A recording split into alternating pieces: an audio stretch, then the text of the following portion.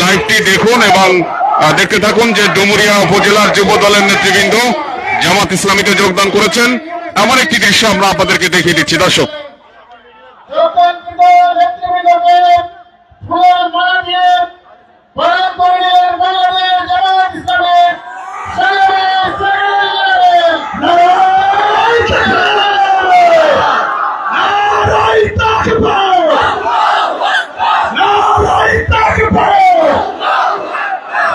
দর্শক আমরা দেখিয়ে দিচ্ছি ডুমুরিয়া উপজেলার বিএনপি এবং যুব দলের নেতাকর্মীরা প্রায় 50 জনের মতো এই জামাত ইসলামীতে যোগদান করেছেন। আজকের এই নির্বাচনী জনসভার স্থলে আমরা দেখতে পাচ্ছেন দর্শক।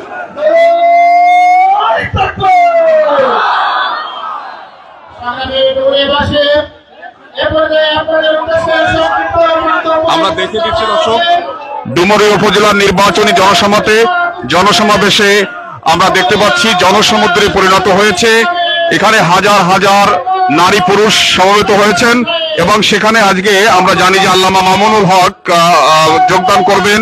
আমরা দেখতে পাচ্ছি বাংলাদেশ জামাত ইসলামের সেক্রেটারি জেনারেল অধ্যাপক মিয়া গোলাম পরোয়ার তিনি ইতিমধ্যে স্টেজে এসেছেন, তিনি আলোচনা করবেন এবং আমরা দেখতে পাচ্ছি ফুলতলা ডুমুরিয়া উপজেলার সাধারণ জনগণ এখানে সমবেত হয়েছে এবং আমরা ইতিমধ্যে আপনাদেরকে দেখিয়ে দিয়েছি যুবদল এবং বিএনপির অঙ্গ সংগঠনের প্রায় 50 জন নেতাকর্মী ফুলেল শুভেচ্ছার মধ্য দিয়ে জামাত ইসলামীতে যোগদান করেছেন এবং আমরা আপনাদেরকে আরো জানিয়ে দেবো যে বাংলাদেশ জামাত ইসলামের সেক্রেটারি জেনারেল অধ্যাপক মিয়া গোলাম পরোয়ার তিনি ফুলেল শুভেচ্ছার মধ্য দিয়ে তাদেরকে বরণ করে নিয়েছেন।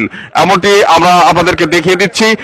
যেহেতু আপনারা জানবেন যে নির্বাচনের আর মাত্র 3 দিন বাকি আছে, এরই মধ্যে জনগণের একটা জোয়ার উঠেছে বা দাঁড়িপাল্লা মার্কাকে বিজয়ী করার জন্য তারা সর্বোচ্চ উদ্গ্রীব হয়েছে, এমনটি কিন্তু আমরা আপনাদেরকে দেখিয়ে দিচ্ছি এবং সাথে সাথে জানিয়ে দিচ্ছি ডুমুরিয়া এবং ফুলতলার বিশেষ করে খুলনা 5-এর সাধারণ জনগণ কিন্তু দুর্নীতিকে রুখে দিয়ে এবং সকল অন্যায়কে রুখে দিয়ে ইনসাফের প্রতীক দাঁড়িপাল্লাকে বিজয়ী করে অধ্যাপক মিয়া গোলাম পরোয়ারকে এমপি হিসাবে দেখতে চায়, এমন একটি দৃশ্য কিন্তু আমরা দেখতে পাচ্ছি।